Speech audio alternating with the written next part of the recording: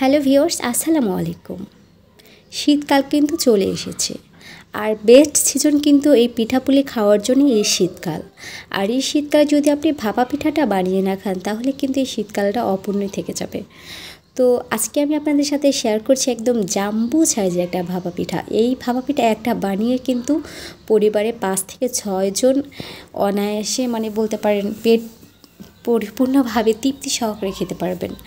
তো আমি ফার্স্টে এই ভাপা পিঠাটা তৈরি করার জন্য 2 কাপ শুকনো চালের গুঁড়ো নিয়েছিলাম। তারপরে এখানে আমি দিয়ে দিলাম 1 চা চামচের মতো এলাচ গুঁড়ো, আর সাথে দিয়েছি 1 চা চামচ লবণ। এই শুকনো ইনগ্রিডিয়েন্টসগুলো খুব ভালোভাবে মিশিয়ে নিয়ে তারপরে এখানে আমি অ্যাড করে দেবো পানি। এখানে আজকে আমি 1 কাপ প্লাস 1/3 কাপ পানি ব্যবহার করেছি এই চালের গুঁড়োর খামিরটি তৈরি করার জন্য, বা ভাপা পিঠা তৈরি করার জন্য যে আটার বা ময়দার খামির যেটাই বলেন এখন তৈরি করে নিতে হয়, সেটা তৈরি করার জন্য আমি এখানে 1 কাপ প্লাস আরও 1/3 কাপ এখানে পানি ব্যবহার করেছি 2 কাপ শুকনো চালের গুঁড়োর জন্য। আপনাদের পানি একটু কম বা বেশি লাগতে পারে। এখন একটা স্টেইনার দিয়ে এটা আমি স্টেইন করে নিব। ছোটো ছোটো মিহি দানা করে এটা স্টেন করে নিলে কিন্তু ভাপা পিঠা তৈরি করার জন্য এই আটার ব্যাটারটা তৈরি হয়ে যাবে, বা আটার যে গোলাটা বলেন না কেন সেটা তৈরি হয়ে যাবে।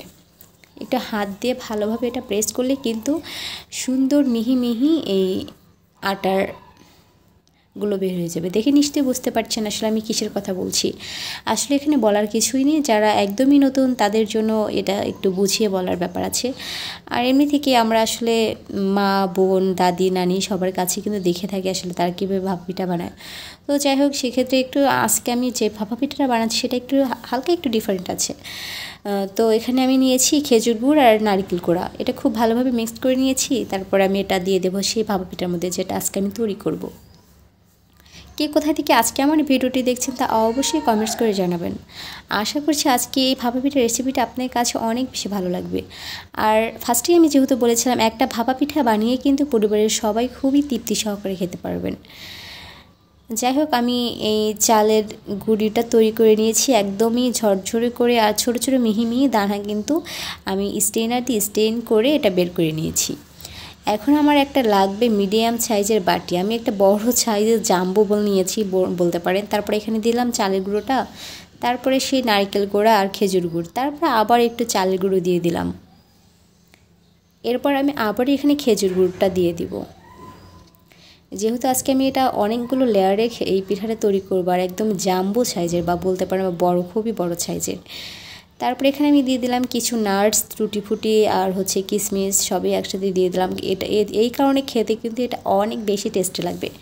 আপনারা চাইলে কিন্তু এখানে আরও অনেক বেশি বাদাম ব্যবহার করতে পারেন, বাট আমি এখানে শুধু বাদাম, কিশমিশ আর টুটি ফুটি ব্যবহার করছি। এরপর আবার চালের গুঁড়ো দিয়ে দিলাম।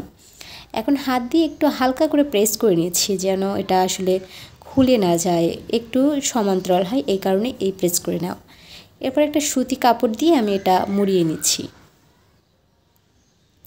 আর ভাপা পিঠাটা আসলে স্টিম করার জন্য আমি এখানে নিয়েছি একটা বড় সাইজের পাতিল, আর এখানে পানি ফুটতে দিয়েছিলাম, পানিটা ফুটে উঠেছে। এরপর আমি ভাপা পিঠার যে ব্যাটারটা তৈরি করে রেখেছি বা বাটিটা সাজিয়ে রেখেছিলাম, সেই বাটিটা উপর থেকে দিয়ে দিলাম। এখন একটু আস্তে করে বাটিটা উঠিয়ে নিয়ে এখন এই যে আমি নেকড়াটা দিয়েছি বা কাপড়টা দিয়েছি এটা দিয়ে একটু ঢেকে দিব, এবং আপনি ঘড়ি ধরে জাস্ট 3 মিনিট এটা স্টিম করে নিলেই কিন্তু খুব ভালোভাবে এটা কুক হয়ে যাবে। আর যদি ছোটো পিঠা আপনারা তৈরি করেছেন তাহলে সেক্ষেত্রে 30 সেকেন্ড বা 1 মিনিট, এর বেশি সময় লাগার কথা না। যেহেতু আমি আজকে খুবই বড় সাইজের একটা জাম্বো সাইজের বিগ একটা ভাপা পিঠা তৈরি করেছি, সেক্ষেত্রে সময়টা কিন্তু একটু বেশি লাগাটাই স্বাভাবিক। তো যাই হোক, এই ভাপা পিঠাটা কিন্তু তৈরি হয়ে গেছে। আর দেখেন এটার ফাইনাল লুক, মাশাআল্লাহ, এটা দেখতে কতটা বেশি সুন্দর লাগছিল। আর ভিতর থেকে কিন্তু প্রত্যেকটা গুড় বলেন আর নারকেল, টুটি ফুটি, কিশমিশ, বাদাম সবচেয়ে একটা নাইস কম্বিনেশন কিন্তু দেখতেই পাচ্ছেন। আর দেখতেও কিন্তু খুবই ইয়াম্মি লাগছিল। তো কেমন লেগেছে আজকের এই পিঠার রেসিপিটি তা অবশ্যই কমেন্টস করে জানাবেন, আর ভালো লাগলে অবশ্যই সাবস্ক্রাইব করবেন। তো বিদায় নিচ্ছি আজকের মতো এ পর্যন্ত। আবারও দেখা হবে নতুন কোনো পিঠার রেসিপি নিয়ে। সে পর্যন্ত সবাই অনেক বেশি ভালো থাকবেন, সুস্থ থাকবেন। আল্লাহ হাফেজ।